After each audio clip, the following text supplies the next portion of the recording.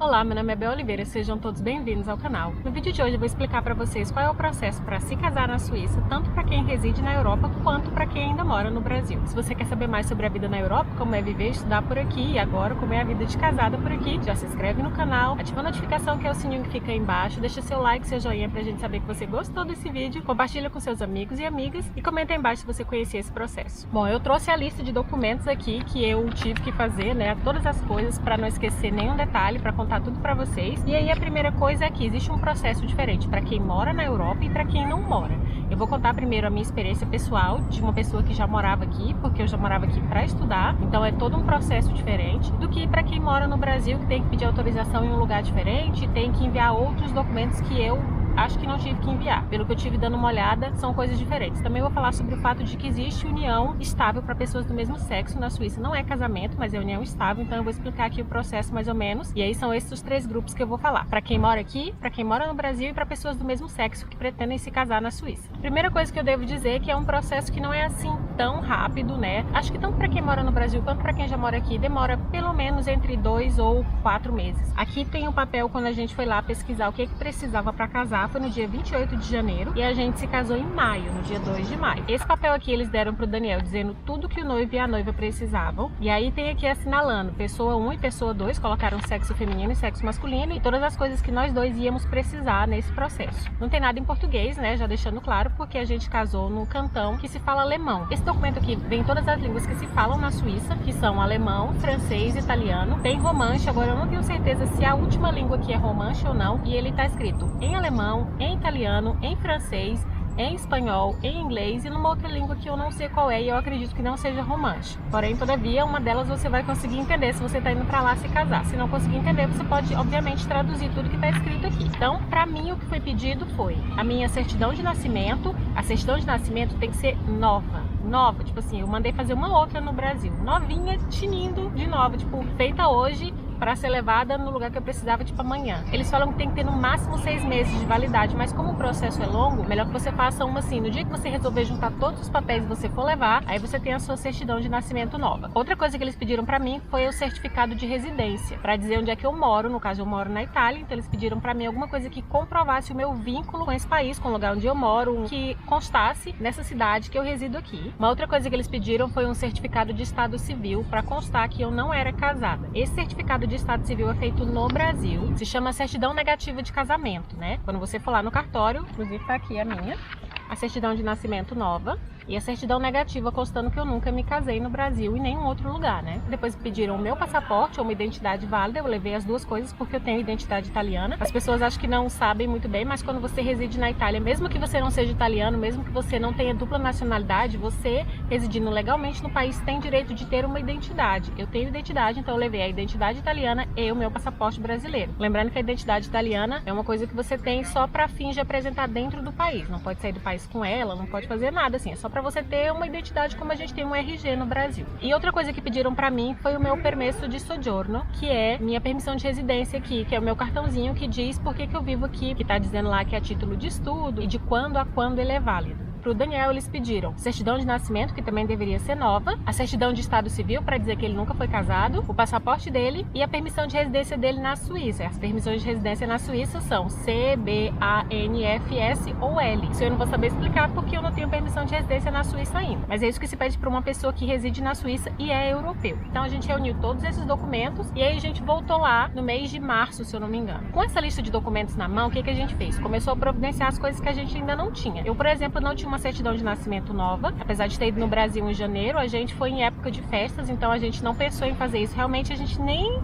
sequer cogitou olhar em cartório como é que fazia, aí foi uma corrida contra o tempo. A minha certidão de nascimento e a minha certidão negativa de que eu nunca tinha sido casada foram feitas na minha cidade, lá no Maranhão, a minha mãe fez, e aí essa certidão precisa ser apostilada com a apostila de Haia. A apostila de Haia é esse negocinho que tá aqui atrás, todo documento que sai do Brasil precisa ter a apostila de Haia, senão não tem nenhuma validade. E aí foi feito feito lá na minha cidade foi apostilado com a apostila de Haia. Depois que isso tudo foi feito, a gente pensou, bom, que língua se fala na Suíça? Italiano, francês e alemão. Onde eu vou casar se fala alemão, então precisava ser traduzido em alemão. Na cidade que a minha mãe mora no Maranhão, alguém traduz em alemão? Não. Então o que a gente fez? Numa sorte assim do destino, uma amiga minha estava indo para lá, um beijo, Lene, pro Rio de Janeiro, e os meus amigos que vieram pro casamento, o Frederico e o Mário, moram também no Rio de Janeiro. A certidão foi enviada da casa da minha mãe para a casa dos meus amigos. A Lene me mandou uma lista de pessoas que faziam traduções juramentadas no Rio de Janeiro, traduções do português para o alemão, porque precisa ser tradução juramentada. Eu vou deixar todos os links aqui embaixo. Ela me deu o endereço, eu procurei lá na lista uma pessoa que fizesse com um preço mais ou menos ok, porque a gente podia também fazer aqui na Europa, mas ia custar muito mais caro do que fazendo direto no Brasil. Então fica a dica para você que está vindo, traduza tudo no Brasil, porque aqui vai sair muito, muito mais caro. Os meus amigos levaram para a tradutora, ela fez, lembrando que a tradução também precisa ser apostilada com a apostila de Haia. Qualquer documento que saia do Brasil precisa ter a apostila de Haia, senão não tem validade nenhuma. Então a minha certidão de nascimento tinha a apostila de Haia e a tradução da minha certidão de nascimento também tinha a apostila de Haia. Então para cada documento, o original e o traduzido, cada um precisa de uma apostila diferente. E aí depois que todos os documentos foram feitos, que eram basicamente esses dois, a certidão negativa de que eu nunca tinha me casado e a certidão de nascimento, os meus amigos levaram para a Lene trouxe do Rio de Janeiro para Florença, aqui na Itália, me mandou pelo correio, chegou até mim e aí eu pude ir para a Suíça com esses documentos para que a gente pudesse dar entrada nos papéis do casamento. Tudo isso foi acho que mais ou menos no final de fevereiro, começo de março, se eu não me engano.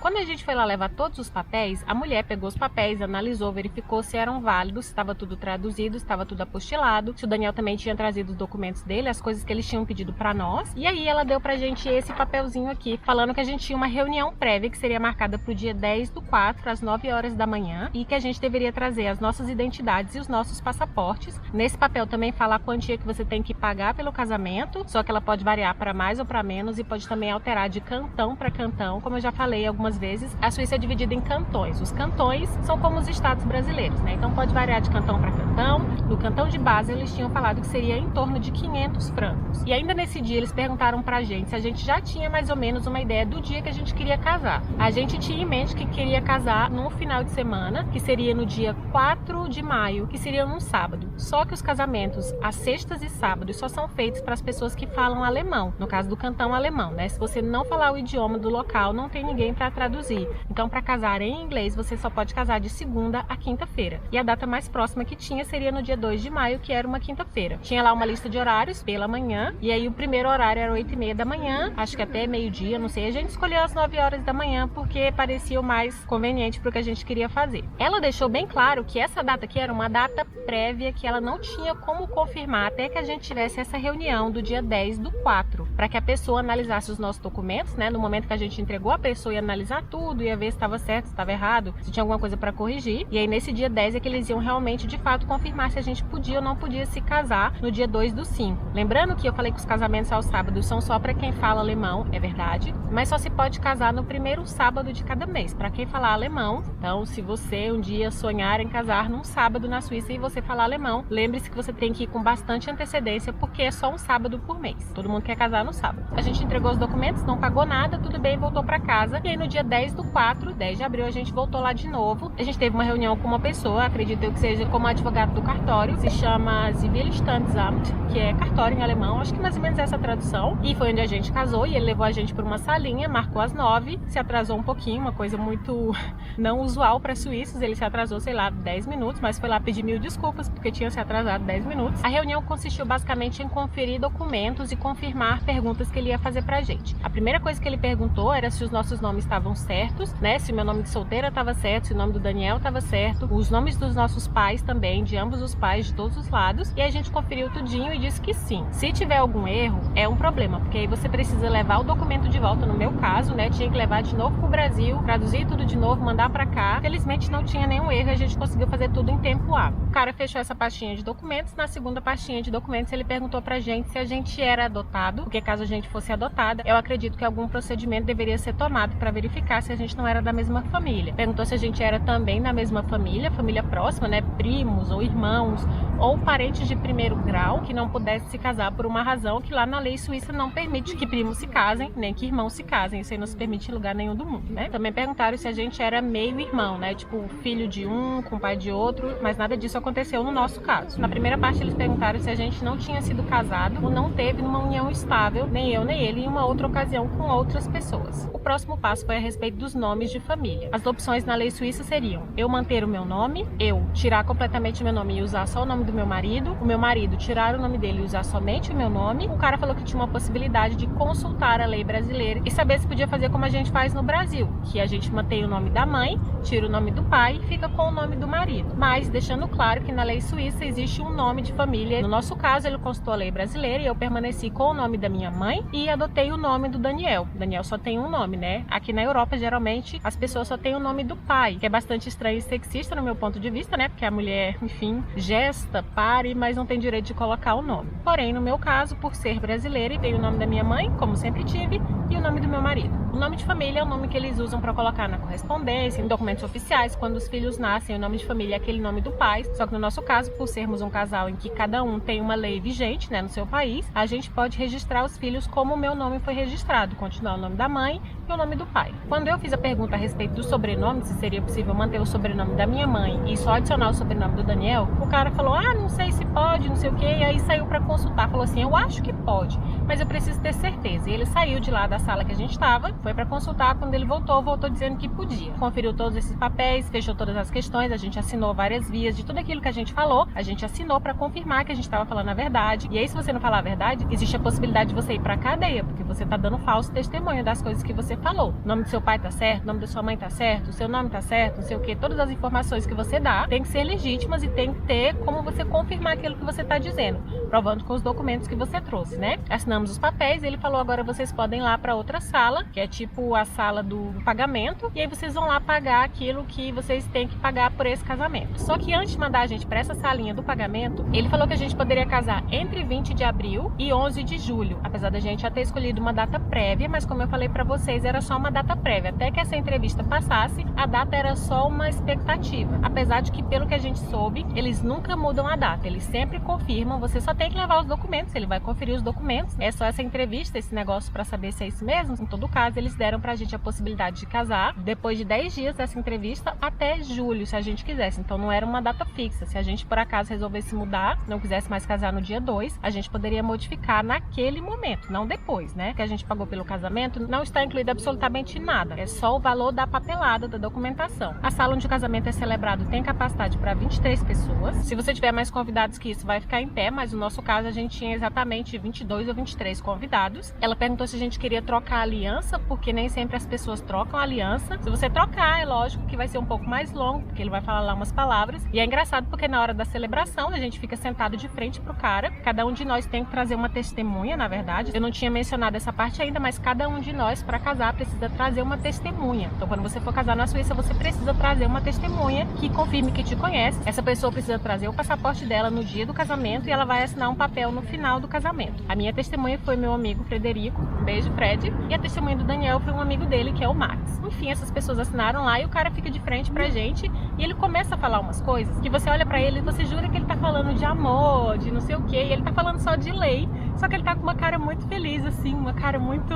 Na lei de 1870, a Suíça era um país assim. Aí, tipo assim, ele tá falando tudo em inglês, né? E você fica... Será que eu tô entendendo certo? Ele não fala de amor, ele não fala de nada. Assim, não que a gente esperasse que ele fosse falar de amor. De maneira alguma a gente esperou que fosse falar de religião, porque nós não somos religiosos e porque não é uma cerimônia religiosa. É uma cerimônia civil. Na Suíça não existe esse negócio de o civil entrar no religioso ou o religioso entrar no civil. Tá tudo muito bem delimitado. Já sabia que não ia falar de amor, já sabia que não ia falar de nada além de lei. Só que é engraçado a cara romântica que ele faz pra falar das leis suíças. Se você não for trocar aliança, são cerca de 10 a 15 minutos. Se você for trocar aliança, a cerimônia dura entre 20 e 30 minutos no máximo. Eu acho que a nossa deve ter durado talvez 20, 25 minutos estourando. Uma outra coisa que acontece é que do lado de fora do Zivilstandsamt, que é do cartório lá na Suíça, lá em Basel, por exemplo, eles têm um jardim. Esse jardim, a mulher falou pra gente que a gente podia fazer uma pequena reunião, uma celebração lá nesse jardim, mas seria tudo por nossa conta. O que quer dizer por nossa conta? Obviamente que as bebidas e as comidas, se a gente quisesse, não seriam por conta deles, mas eles não dão nada, nenhuma mesa. É um jardim muito bonito, um espaço bonito, porém, se você quiser colocar uma mesa, você tem que trazer de casa. Se você quiser colocar isso ou aquilo, você tem que trazer da sua própria casa. E ela falou assim que a gente podia usar pelo tempo que quisesse e que não teria nenhum custo a mais. Então assim a gente fez, quando a gente terminou a cerimônia, todo mundo foi lá pra fora, a gente trouxe umas garrafas de champanhe, um pouco de suco, algumas coisas bebidas, né, só bebida. A gente resolveu só brindar com os nossos amigos e em seguida a gente teria um brunch mais tarde pros amigos mais próximos, porque nem todo mundo que foi pra cerimônia foi convidado pro brunch. Eu acho que eu já falei sobre isso quando eu fiz um vídeo do casamento, depois vocês confiram aqui em cima quando acabar esse vídeo, quando eu falei sobre as diferenças entre casamento na Europa e casamento no Brasil. Uma coisa interessante de notar nessa coisa da oferta do jardim deles é que tinha um casamento antes do nosso e tinha um casamento depois do nosso. A cada meia hora, na verdade, existe uma celebração de casamento. E aí ela não falou nada, tipo assim, se a pessoa de 8h30 resolver fazer uma festinha lá fora, a gente faz como? Ninguém falou nada, ela só falou que a gente podia usar e de fato, quando a gente chegou lá fora, nós éramos os primeiros a usar o jardim. O casal depois da gente também fez uma pequena celebração, mas só umas fotos lá, a gente realmente juntou os convidados e tal, e todo mundo bebeu e brindou. Eu joguei até o meu buquê, na verdade, para as minhas amigas e foi bastante divertido. No nosso plano inicial, a gente iria casar no dia 2 pela manhã, teria esse brinde logo após a cerimônia, aí os convidados seguiriam pro brunch e na parte da tarde a gente ia fazer um churrasco. Só que a coisa desandou porque a previsão do tempo na Suíça é bastante precisa e tava dizendo lá que no dia 2 à tarde ia chover, como de fato choveu. Não choveu tanto quanto parecia que iria chover, mas não dava pra gente fazer um churrasco com a galera num lugar aberto, num parque, porque, né, chuva, grama molhada, ninguém queria ficar embaixo da chuva. O que a gente fez foi transferir o churrasco, que seria a nossa celebração de fato para todo mundo, pro dia 1º. Então a gente teve a festa do casamento, entre aspas, uma festa assim, né? Já falei pra vocês que não teve festa, a gente não adotou esse estilo de gastar dinheiro, não sei o que, era só um churrasco, onde a gente dava várias bebidas e comidas, e todo mundo que quisesse comer mais ou beber alguma coisa diferente, trazia a sua parte. Isso foi feito no dia 1º, e no dia 2 a gente fez só a parte da manhã, considerando que na parte da tarde choveu e ninguém conseguiu fazer nada. No próximo vídeo eu vou mostrar pra vocês como é que foi a festa, como é que foi o dia, pra vocês terem uma noção daquilo que os meus amigos filmaram, né? Porque tem gente perguntando, por que você não filmou o casamento? Porque eu tava casando, e aí não tem ninguém pra filmar pela gente, a gente não tinha contratado ninguém pra tirar foto, pra filmar, ou pra fazer vlogs como a gente faz no canal no dia a dia, né? Então, enfim, considerem que não vai ter nada profissional como a gente costuma fazer, porque foram outras pessoas que filmaram. Mas daquilo que os meus amigos enviaram, os amigos do Daniel enviaram, a gente vai juntar tudo e colocar no próximo vídeo pra vocês compartilharem esse momento com a gente. Agora eu vou falar quais são os procedimentos para as pessoas que não moram na Europa e pretendem se casar com pessoas que vivem na Europa, cidadãos europeus. Eu não sei se é válido para cidadãos que são suíços, mas eu tô contando que sim, né? Porque esse é o procedimento adotado pelo consulado suíço. Se você é brasileira ou brasileiro, vai se casar com alguém que é suíço ou europeu que vive legalmente na Suíça, então esse é o procedimento que você tem que seguir. E vou deixar todos os links aqui embaixo, porque esse procedimento eu de fato não vivi, eu não sei como é, eu só li a respeito para poder explicar para vocês. Então vamos lá. Anotei num papelzinho que é para não deixar nada passar. Então, pelo que eu li, você tem que dar entrada no consulado suíço no Brasil, e os consulados só são Rio de Janeiro e São Paulo. Rio de Janeiro atende praticamente todo o Brasil, com exceção de Mato Grosso do Sul, Paraná, Rio Grande do Sul, Santa Catarina e São Paulo, que são atendidos em São Paulo, né? Você pode ir lá nesse consulado, perguntar informações, você pode também consultar no link aqui embaixo para saber o que é que você precisa levar. Eu já vou te adiantar, né? Porque eu sou uma pessoa gente boa, vou te adiantar o que é que eles pedem para que você, quando for entregar os documentos, já saiba o que tem que entregar. Falaram aqui que você leva de 2 a 4 meses nesse processo, então não compre passagem antes de você ter tudo isso preenchido. Fique bem atenta para essa parte. Lembrando que isso também não se faz nos consulados honorários, eles deixam bem claro. Tem consulados honorários em outras partes do Brasil, acho que no Paraná, em Minas Gerais, não se faz, só se faz no Rio e em São Paulo, que são os consulados onde eles autorizam fazer esse tipo de visto. O visto que você vai pedir para casar na Suíça se chama visto de preparação de casamento, que é o visto D de dado. né? Então, quando você for lá pedir, você vai falar, eu quero pedir o visto de preparação de casamento, porque assim assado, você explica a sua história, eu não sei qual é, e aí os documentos que você precisa são formulário, que eu vou disponibilizar aqui embaixo no link. Você precisa de 3 vias desse formulário sem assinar. Preencha sem assinar, você só pode assinar lá no consulado, na presença das pessoas que você vai entregar. E esse formulário deve ser preenchido na língua da parte que você vai morar. Então, se você for morar na parte alemã, você tem que preencher ele em alemão. Se você for morar na parte francesa, em francês. Se você for morar na parte italiana, em italiano. Parece que esses formulários têm mais de um idioma. Então, pode ser alemão e inglês, pode ser italiano e inglês, francês e inglês, mas você precisa saber o link certinho que eu vou deixar aqui embaixo para você conferir. Você precisa de 2 cópias do seu passaporte, né? Aquela primeira página ali que tem a identificação e a sua assinatura. Você precisa de 2 cópias da autorização de residência da pessoa com quem você vai se casar, o seu cônjuge, da pessoa com quem você pretende se casar. Se ele for suíço, eu não sei qual é o procedimento, porque lá no site do consulado tá falando, se ele não for suíço. Aí se ele for suíço, o que faz? Eu não sei, porque eu não me casei com suíço, meu marido é alemão, mas você pode pesquisar lá com eles, ligar, mandar um e-mail, eu vou tentar deixar algum e-mail, alguma forma de contato aqui embaixo também. Você precisa de uma certidão de antecedentes criminais, falando que você não cometeu nenhum crime, e o pagamento é feito em espécie. Quanto é o pagamento, eu não sei, porque lá não está escrito nada. Quando você tiver todos os documentos em mãos, você tem que entrar nesse site que está aqui embaixo, para que você possa agendar o seu visto de preparação do casamento, que é o visto D. O site está em espanhol, italiano, francês, alemão e inglês. Uma coisa que eu não falei é que a certidão negativa de casamento, aquela que prova que você nunca foi casado no Brasil, quando você for fazer, precisa de 2 testemunhas no cartório dizendo que te conhecem, que você realmente não foi casado, além, obviamente, da pessoa do cartório puxar lá o registro e saber que você nunca foi casado. Porém, tem que levar essas testemunhas. Tudo isso que eu falei aqui para pessoas que estão no Brasil serve para pessoas que vão casar e são pessoas do mesmo sexo. Se chama visto de preparação de parceria registrada entre pessoas do mesmo sexo. Então, se você estiver namorando uma pessoa da Suíça e for se casar e ela tiver o mesmo sexo que você tem que fazer esse visto antes de mudar para lá. Esse visto é válido por 6 meses. Consulte com bastante antecedência, é muito documento, também envolve dinheiro, então você precisa se preparar com o documento, precisa se preparar financeiramente, precisa saber o que você tem que levar, o que tem que traduzir. Tudo que for sair do Brasil para outro país precisa ser traduzido, isso não pode ser esquecido, porque só se fala português na Europa e em Portugal. Como é que se casa em Portugal? Eu não sei, porque eu não casei em Portugal. Isso que é a experiência de quem vai casar na Suíça. Então, para casar em outro país da Europa, eu não sei, porque eu nunca me casei antes, né? Essa é a primeira, espero que seja a última vez. E o procedimento é esse para a Suíça. É isso, espero que vocês tenham gostado desse vídeo. Se inscreva no canal se ainda não for inscrito. Ative a notificação, que é o sininho que fica aqui embaixo. Compartilha com seus amigos e amigas que estão indo para a Suíça, que querem saber, tá namorando. Você também que tá aí namorando. Eu sei que você pode estar pensando em casar, então já tá tudo aqui, ó, na ponta do lápis. Anota, todos os links estão aqui embaixo para você saber como é que faz. Passa lá pelo Padrim, que é a plataforma de apoio ao canal. O apoio é a partir de R$1. Os padrinhos têm vantagens exclusivas. Tá aqui embaixo também o link do site. Eu tô com um podcast, para você que não sabe. Meu podcast sai uma vez por semana, geralmente às sextas ou sábados, dependendo de quando eu tenho tempo. O podcast se chama Broadcast. Eu falo sobre os meus pontos de vista, as minhas visões, as coisas que estão acontecendo. Tem alguém suando no nariz, acho que dá pra ouvir, né? Enfim, o podcast fala sobre tudo que eu vejo aqui ao meu redor. Espero que vocês gostem, escutem aqui embaixo, também tá o link. É isso, a gente se vê no próximo vídeo. Um beijinho, tchau, tchau!